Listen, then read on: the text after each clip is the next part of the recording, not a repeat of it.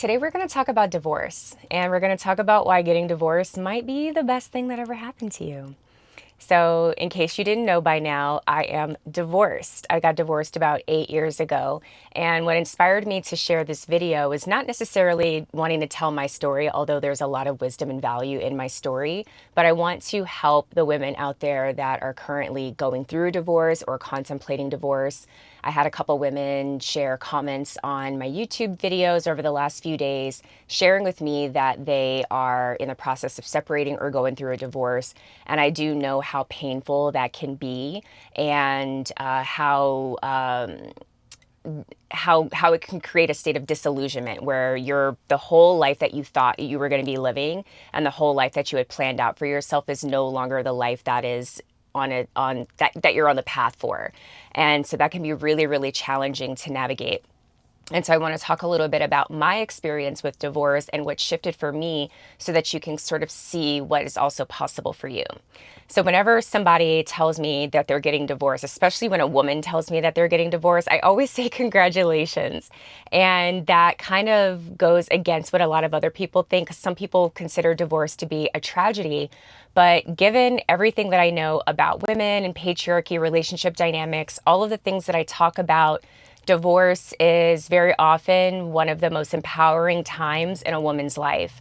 It's, for a lot of women, it's the first time that they really say yes to themselves and start honoring the desires within them, honoring the wisdom of their body, honoring the part of themselves that is no longer resonant with the treatment that they're experiencing in their relationship. So for me, it's always a beautiful thing. It's a big, transitionary period that a lot of growth and beauty can come out of.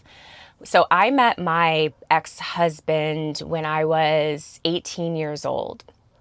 And so I had just graduated from high school. I was working at a restaurant called Hooters in Killeen, Texas. I grew up in a small town close to Killeen, Texas.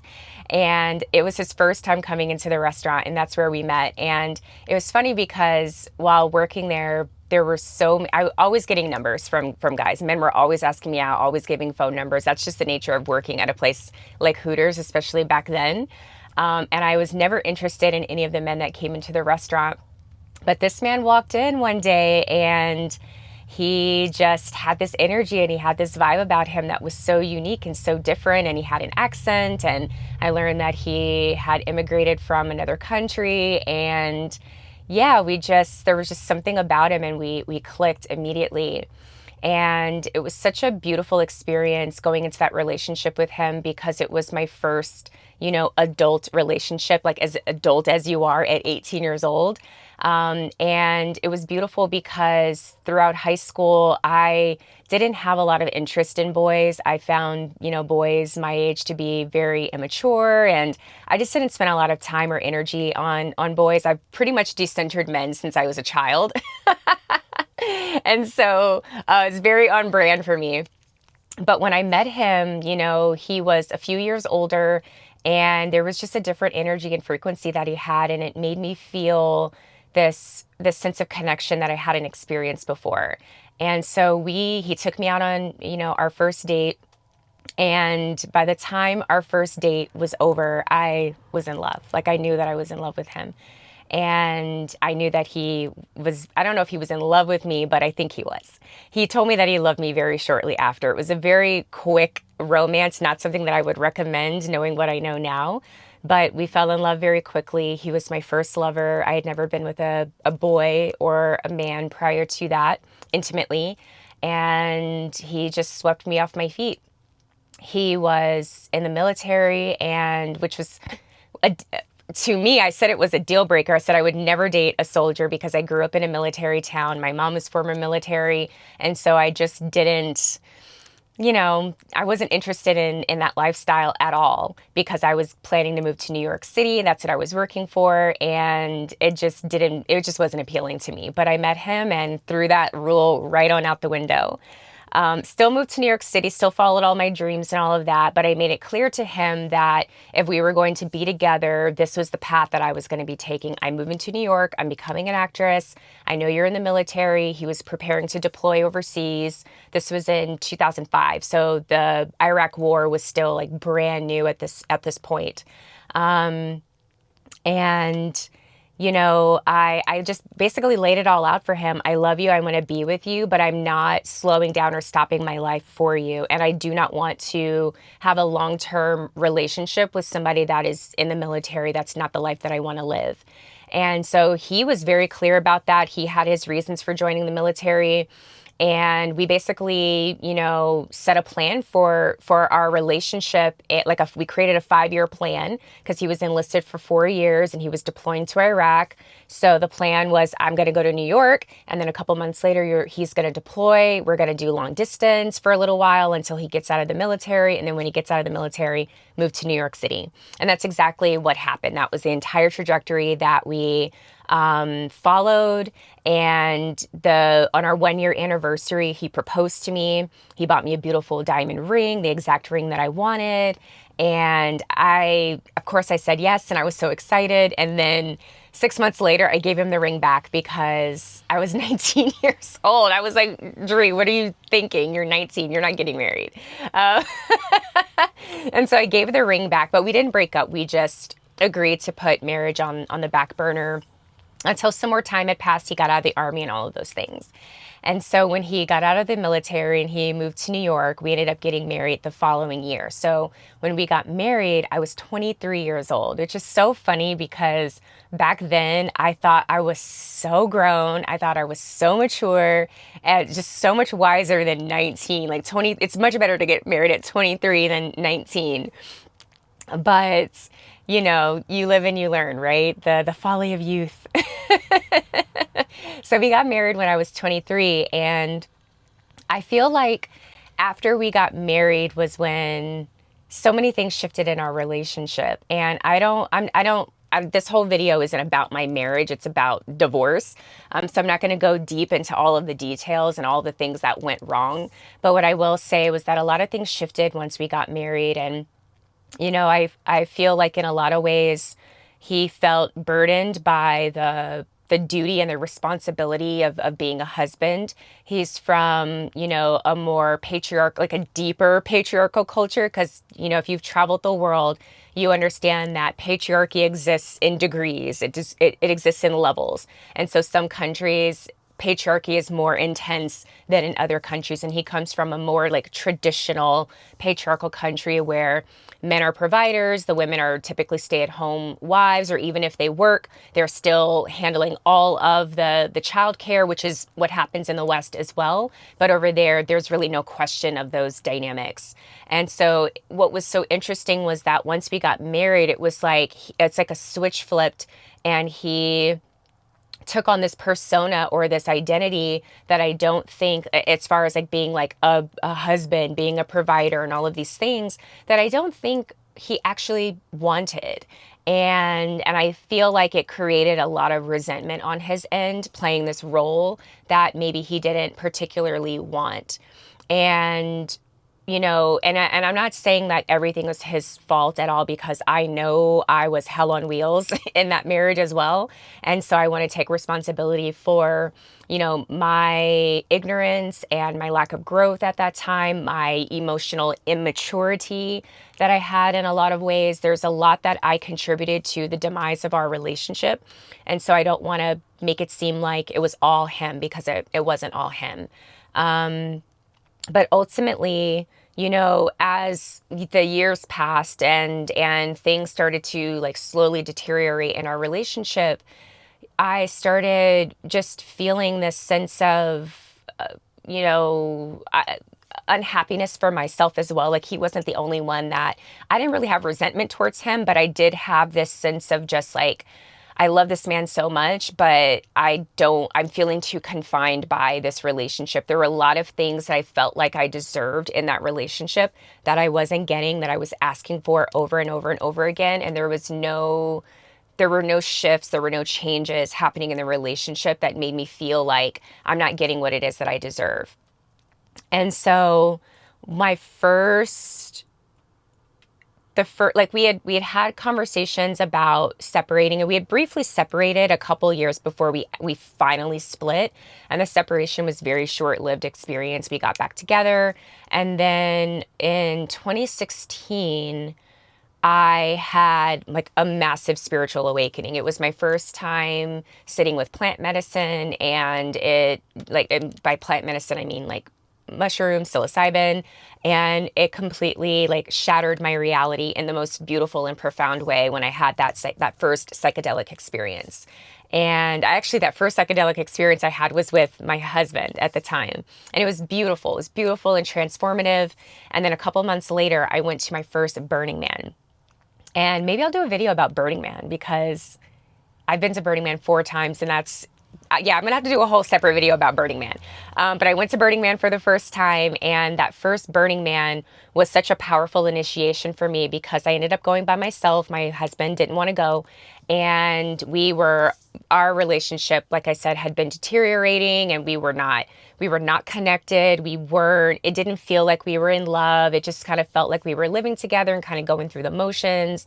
And we had had multiple conversations about separating up until that point, but no serious action to move forward. And when I went to Burning Man, before I left, we sat down and had a conversation. And he basically told me, he's like, listen, I want you to go. I want you to have the most amazing time. I don't want you to worry about me or think about me. I want this to be your experience. And that was one of the things that I really loved about our relationship, was that we never put like these constraints on each other. We never held each other back from having experiences or pursuing our dreams. Like, we very much supported each other in our autonomy and our sovereignty. And that's something that I, really cherish. And it's a requirement for me in relationships since then, is that you respect my sovereignty and my autonomy. Us being together or being married doesn't mean that we own each other. And so I went to Burning Man, and I had the time of my life, like the absolute time of my life. And going by myself into an experience, into an environment like that, really showed me in a new way just how capable I am of taking care of myself and supporting myself. Because there were, as fiery and independent and self-sufficient as I've always been, when you're with somebody for such a long time, there's a sense of codependency that can be developed no matter how independent you are. That was my experience, at least, was there was a fear of what will my life look like without him? Who am I without him? This is going to be so hard. How can I survive? How can I take care of myself? What's it going to be like? There was a fear of that unknown that prevented me from sitting down with him and saying, I don't want this anymore, and you clearly don't want this anymore. Let's call it what it is and go our separate ways and go find our happiness, our own individual happiness.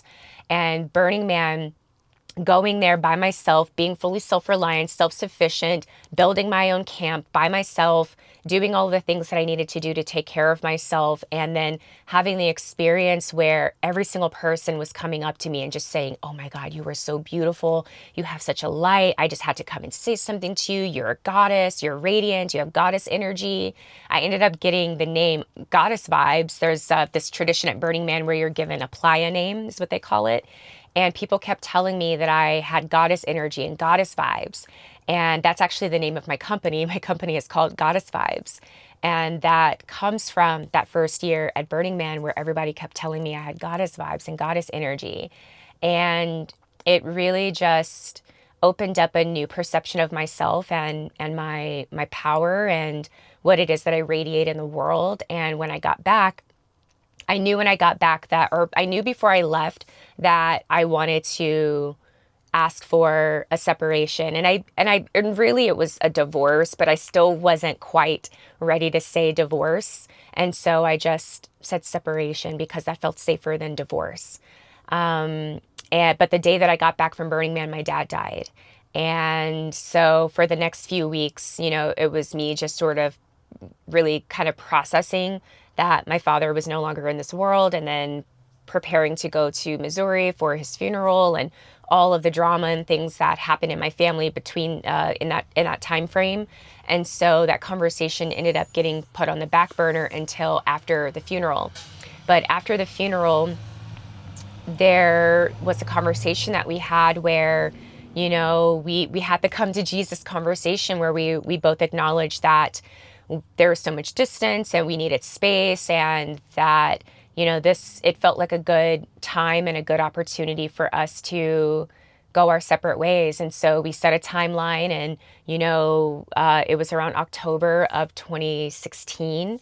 And we agreed that by January of 2017, he was going to move out. And that's essentially what happened. We still lived together, and we were cordial, and ended up having some really beautiful moments and experiences together in those last couple of months, where that were like really beautiful, and like we bonded. And I don't know if it was sort of like saying goodbye or whatever it was, but we got to have that. And then he moved out in January, and I still wasn't fully committed to the idea of divorce. There was a part of me that was still holding on to the relationship, but I decided to take advantage of the separation and to begin exploring other connections and just feeling into what it's like to actually be single and be my own woman. And he didn't want to really have any contact with me. We didn't speak very often, even though I wanted to have conversations, and I wanted to keep the connection alive between us. He didn't really have a lot of interest in that. And so I stopped seeking his love. I stopped reaching out to him, and we went, a couple of months without really speaking to each other. And through that time, as I just dated, and I took myself to Paris for my 30th birthday, which was something that I had been telling him for years that I wanted to go to Paris. And there were so many things that I wanted to do that I would ask him about, that he never gave the effort to do. And so I just started doing the things that I wanted to do. And one of those things was going to Paris.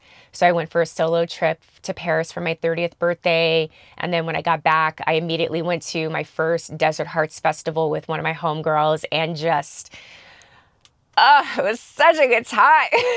Like, all the memories and the feelings are like flooding back to me. It was so amazing. And just more confirmations that I'm just like so held and supported, and that I can create this amazing life for myself. And then about a month later, I met another man, and we fell like deeply, madly in love. And it was such an interesting experience, because one of the things that I feared about walking away from my husband at the time was I feared that I would never experience love in the way that I experienced love with him. I didn't think that anybody would love me as much as my husband loved me. And then I met this man who, in so many ways, completely eclipsed the love that I felt with my ex-husband. And that I didn't know the word expansion at that time, but what I was experiencing was the gift of expansion. I was experiencing the ability to call in and hold something even greater than I thought was possible for myself. And it was such a beautiful experience for me, because it gave me the courage to let him go. And so, like, obviously, I'm saying full disclosure, I was technically married at the time where I met this other man. But my husband and I had also agreed that we would use the separation to date and see other people and like be single. And so, to me, there was no betrayal or anything that happened. My husband knew what I was doing, and I have no idea like if he dated or whatever, because I didn't really care. But that's the truth. And so when I met this man and I realized that I wanted to like have more depth with him, there was a desire on both of our ends to really engage in a committed relationship. I went to my ex and I told him it was time for us to divorce. And then all of a sudden, he didn't want a divorce. He wanted to work on things, and like all of the things that I had been telling about for years that I wasn't happy with, and that I needed to see growth and I needed to see evolution in. All of a sudden, he wanted to work on these things. But by then, it was too late. These were things that we had talked about I had talked about for so many years, and had cried over, and at some points begged for, and just felt like, you're not the person that's going to give these things to me. So I need to go and find the person that is willing to show up in the way that I deserve to be shown up for in a relationship. And it was too late. And I let him know, it's like, I'm sorry that this hurts you, but this, like, we've been together for 12 years at this point, and now that I'm finally ready to walk away is when you want to start offering me the things that I've been asking for. And it was very painful to, you know, to face that, because throughout our relationship, there would be a couple of times when we would get into like really bad arguments, and he would, threaten divorce, or he would say things like, well, I just don't think we're compatible. And I told him, I warned him, I think I had to warn him twice, that to not use the word divorce. I was like, do not use the word divorce with me unless you mean it, because I guarantee you when I bring up the word divorce, I'm going to mean it. And I never once, in the entire time we were together, I never once threatened a breakup. I never threatened divorce. So when I went to him and I said I was ready for a divorce, I meant it. I had made up my mind. There was no going back for me. And he had to reconcile with that. He had to deal with the consequences of that. And so we went together, we filed together, and I'll never forget sitting there, doing the paperwork and him signing the paperwork. And I watched, like, as he was signing, and his hand was shaking. And it just created this feeling of deep sadness in me, because I could tell that it was very painful for him, but he was still holding the firm, alpha male masculine energy, where he wasn't willing to be vulnerable. And it wasn't until I was ready to walk away that he was offering me any type of vulnerability, but it was too late. And so, that essentially ended our story together. We filed, and then we had to wait 6 months, which is that's the case for California, where we got divorced. And 6 months later, it was final. At the time, we had no real assets or children or anything like that. So it was a very easy divorce. Like, it was very easy. So I can't speak on like the difficulty of the process, because some of you might have a more complicated divorce than I did. And that's not what this video is about. But my divorce was very easy. It was very, very easy, and uncomplicated. And so once we set the divorce in motion and we went our separate ways, we would only communicate about certain things that were necessary, like taxes and things like that, for that final year. And then after that, we just have never really spoken. He reached out to me, a few times over those first few years, just to like check in and see how I was doing. But I have no idea where he lives. I know nothing about his life. He's not on social media.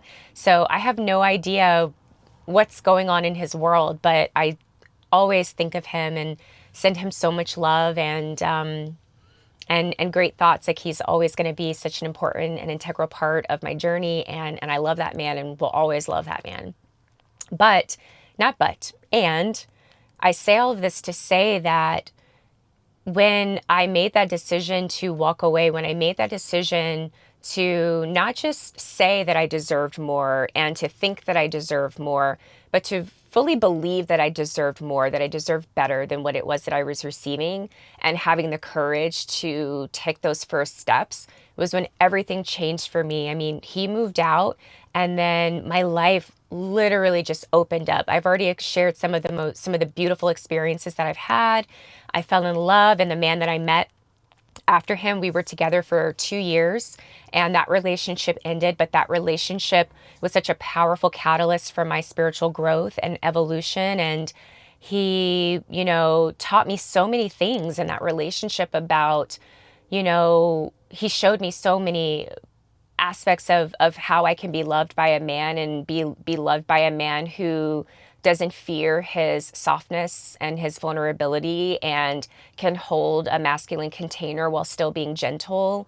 And just so many powerful things that I carry with me, which is one of the reasons why I've been single for so long. Because if I cannot have, at the very minimum, what I received in my last relationship, or better, and honestly, I deserve even better than what I had in that relationship, because I've grown and I've evolved, then I don't want it, right? And so walking away from that marriage, you know, helped me find deeper, more transformative love. I also my acting career took off in a big way just a few months after, just a couple of months after we filed for divorce. I cut my hair off and booked NCIS LA, which I ended up doing for an entire season, which basically paid all of my bills for like 2 or 3 years. I still get money from NCIS LA, but it like fully supported me and paid my bills for multiple years after that. And then I booked Run the World.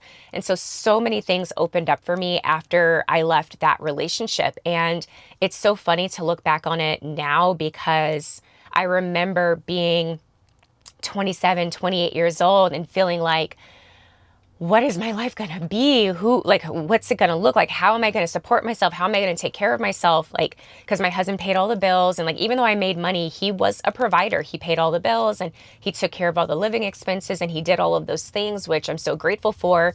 And it was also like, that was a requirement for me. Even at 18 years old, I knew I was not going to be splitting bills with a man. I'm not going to be funding a man's lifestyle. Like, if you want to be with me, then you need to provide and support this relationship. And that's what he did.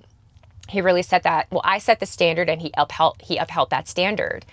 But then realizing that I don't need him to do that. I don't need a man to provide for me. I don't need a man to support me because I can do that on my own. It's great if a man comes into my life. Yes, you need to be able to give me all of the things that I give to myself, but that was a really beautiful experience of me learning how to give those things to myself, because I went from being an 18-year-old living in my mom's house to going to college and being immediately in a committed relationship where I had to constantly consider the needs and wants and desires of another person.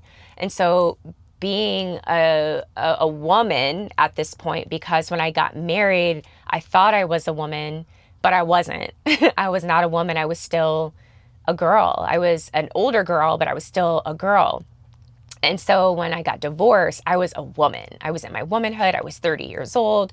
I was much more grounded and confident and even more in my power. And I got to have this experience of walking away from something that I had been in for my entire adult life and realizing that I'm that bitch. I'm that bitch. Like, I knew I was that bitch before, but I definitely knew I was that bitch when I left that relationship.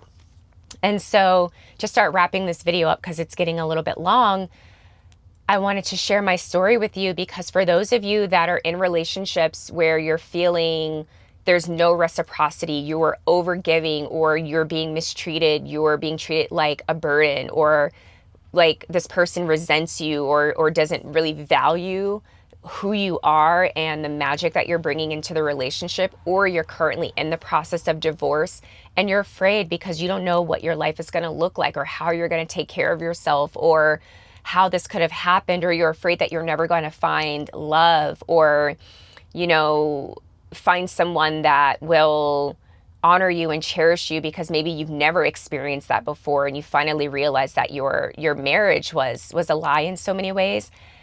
I am telling you with my whole heart, saying it with my full chest, that you are about to enter into the most magnificent era of your life.